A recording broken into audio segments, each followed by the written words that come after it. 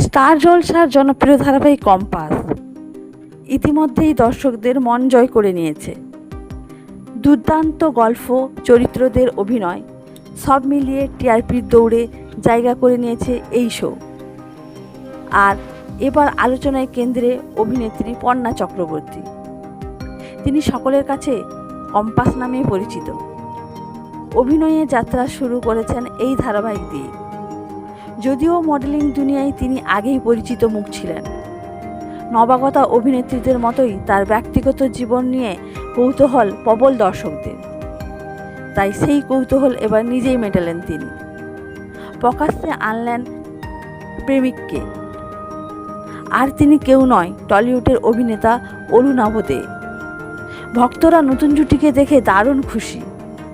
কেউ লিখেছেন দুজনকে অসাধারণ লাগছে, কেউ আবার মজা করে বলছেন কাটা কম্পাস। অরুণাভকে দর্শকেরা আগেই দেখেছেন বিষহরী, নিশির ডাক কিংবা হইচইয়ের একাধিক ওয়েব সিরিজে। অন্যদিকে প্রথম কাজ দিয়েই নজর কাটতে সক্ষম হয়েছে পর্ণা। সব মিলিয়ে টলিপাড়ায় নতুন এই জুটি এখন আলোচনার কেন্দ্রবিন্দু।